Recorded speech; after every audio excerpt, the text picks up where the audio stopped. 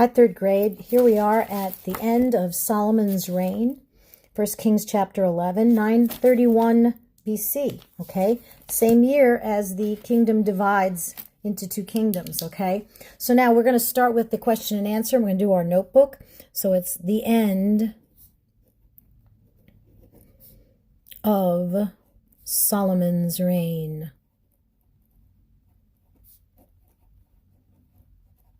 Okay.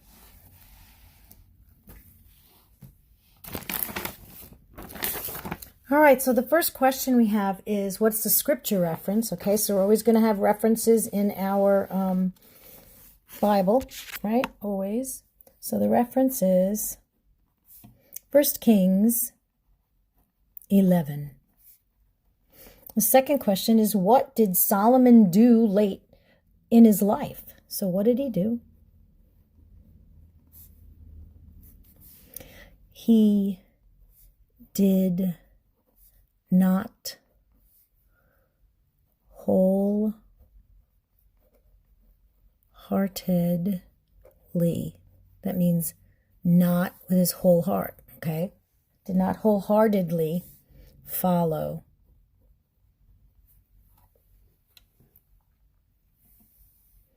the law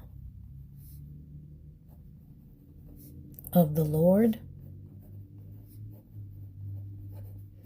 in his latter years. Okay.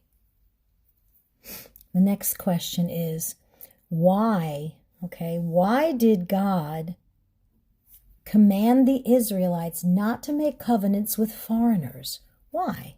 Why did he do that? And it's pretty reasonable right here. It says, making covenants with unbelievers would cause their hearts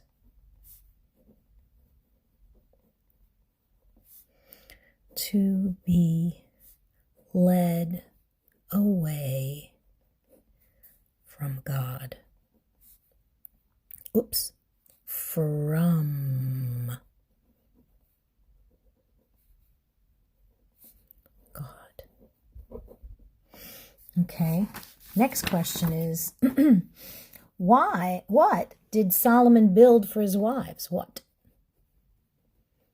did Solomon build for his wives? Solomon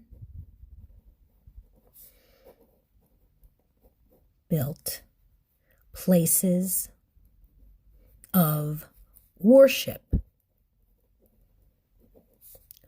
for the gods, small g, of his wives.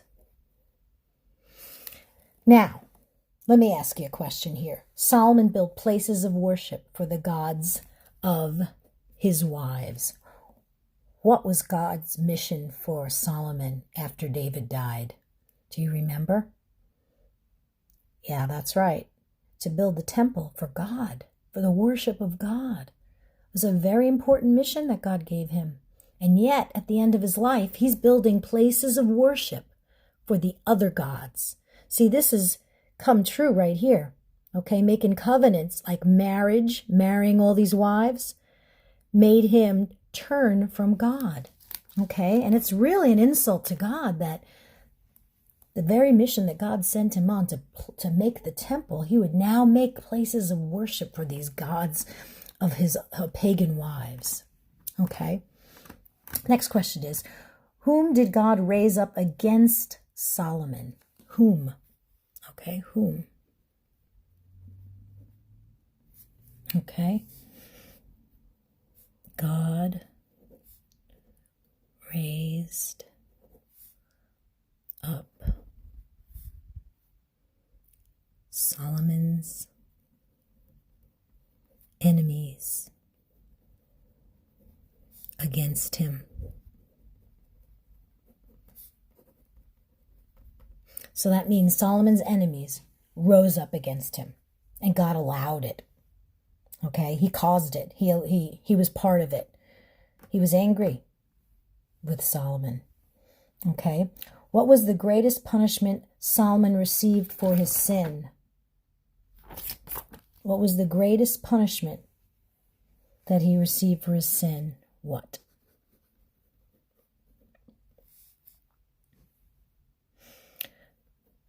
Just as Solomon broke God's covenant by his disobedience,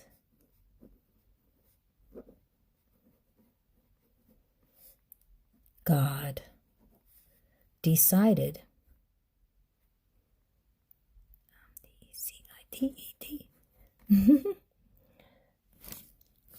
to break Solomon's kingdom.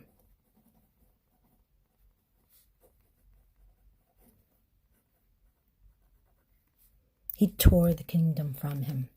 Now I want to read from the Bible a little bit here, okay? I have the New International Version at home here. I'm sorry about that because we do the New King James at school. I just left mine there and I haven't picked it up yet, so I will eventually. But let me read this to you because it really does say it exactly the same way. Just going to read the first few verses of chapter 11, which is 1 Kings chapter 11, is our scripture reference for this Bible history. King Solomon, however, loved many foreign women besides Pharaoh's daughter, Moabites, Ammonites, Edomites, Sidonites, and Hittites. They were from nations about which the Lord had told the Israelites, "You must not intermarry with them, because they will surely turn your hearts after their gods." See, that's right there. It's clear as day. Nevertheless, Solomon held fast to them in love. He had 700 wives of royal birth and 300 concubines, and his wives led him astray. As Solomon grew old, his wives turned his heart after other gods, and his heart was not fully devoted to the Lord his God, as the heart of David his father had been. He followed Asheroth and the goddess of the Sidonites, and Moloch, the detestable god of the Ammonites. So Solomon did evil in the eyes of the Lord. He did not follow the Lord completely, as David his father had done. On a hill east of Jerusalem, okay, right east of Jerusalem, ready? Solomon built a high place for Chemosh, the detestable god of Moab, and for Moloch, the detestable god of the Ammonites.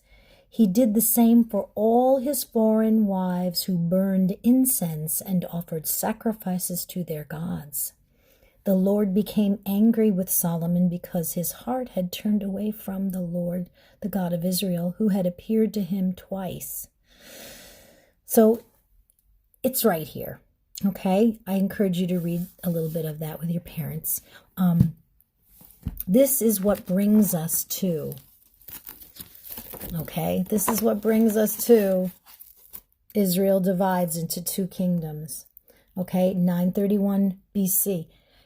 It is the event, basically, that brought this on. So it makes much more sense in our Bible history than it does in our regular history, even though it is an historical event in our history. It's still, it connects to the events of our Bible history. So you see how that works? Okay, guys? The test for this is going to be posted Tuesday. I will not be posting any other work next week after Tuesday. So you may take the test on Tuesday or you may take it on Wednesday if you want to.